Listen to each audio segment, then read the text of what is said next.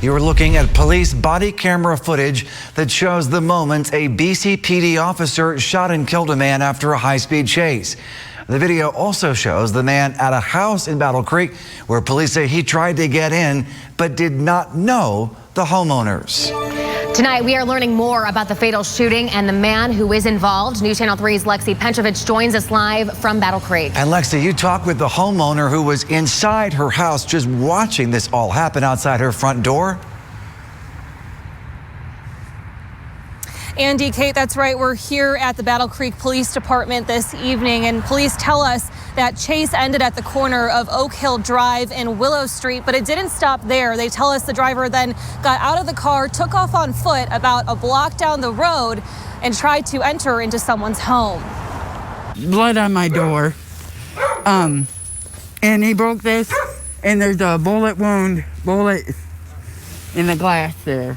Amy Garrett says she's thankful her doors were locked So when a man tried to break in yesterday afternoon.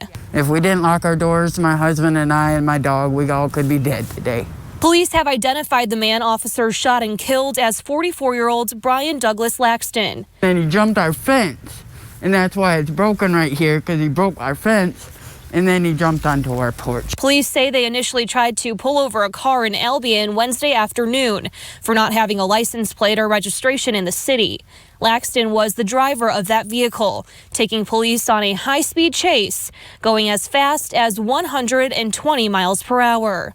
The chase ended down the street from Garrett's home before Laxton tried to break inside. I said, they're shooting, and my husband pulled me back from the kitchen, and we were kind of hiding in the dining room, yeah. Police say as they approached Laxton, he had a gun and pointed it at officers. They fired 5 shots, and he was hit twice before dying on the scene. Laxton has a lengthy criminal history dating back to 1996, including multiple charges involving domestic violence, as well as assaulting, resisting, and obstructing an officer. He's also been charged with fleeing an officer 5 times since 2007. Good evening. Who could forget these devastating images? And we now know that a 12-year-old West Michigan girl was there in Kentucky as a 200-mile-long tornado cut right through the state. Tonight, she's back home in Van Buren County. She and her family talked with News Channel 3's Chris Yu tonight about what it was like and why their Christmas will be far different this year. Homes and business flattened, cars tossed about. The tornado that plowed through Kentucky on December 10th still brings out emotions for the Snyder family in Grand Junction. My sister had helped some people in Tossin that night, and she was talking about how people had been sucked out of their homes. Becky Snyder says her 12-year-old daughter Isabella was in Dawson Springs, Kentucky, visiting Grandma when they learned the tornado was coming. This is what's gone here, and the courthouse in this house is gone. So that just made my panic worse. Isabella, her grandmother, and her uncle decided to leave town, driving to a gas station out of the tornado's path. Becky says she was in touch with Isabella over the phone until they lost signal. So then I was calling and panicking and praying, please God, help my daughter. Phone service eventually came back, and Becky learned her daughter and family survived. But the devastation was too much for Isabella. When you saw everything was gone, what was going through your head? Nothing, because I kept my eyes closed because I couldn't see it anymore. Becky later drove to Kentucky and picked Isabella up. Just to get down there and hug her and know that she's okay. Safe and sound in time for Christmas.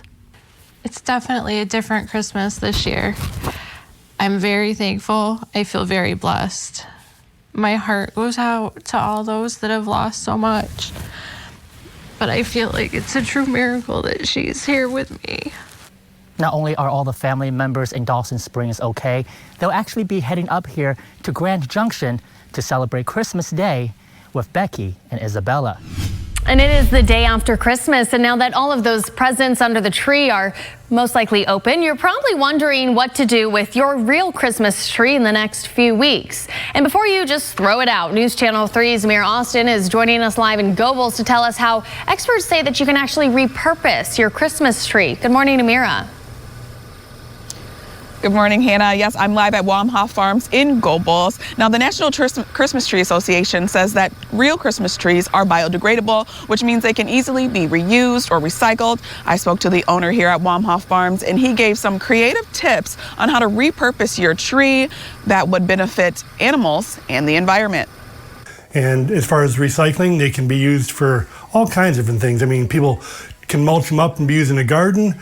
They can cut the branches off and use them to protect their flower beds. They can put them in a pond or a river or a lake for fish habitat. They can put them in the backyard for birds and put a bird feeder around them for birds to hang out in and be protected in the wintertime.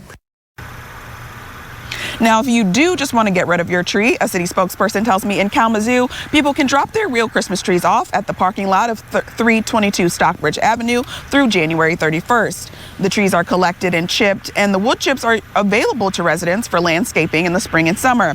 In the city of Battle Creek, people can place real trees at the curb for pickup by Republic on their usual garbage day, starting today through January 28th. Officials want to remind you to remove all ornaments, tinsel, and any other decorations before recycling your tree. Now, Wamhoff tells me it's time to take down your tree when too many needles start falling off. However, he says he keeps his up until around Valentine's Day, Hannah. So I'm wondering, how long do you keep your tree up? Oh, well, my tree is actually a fake tree, so I usually keep it up at least through a little bit of January.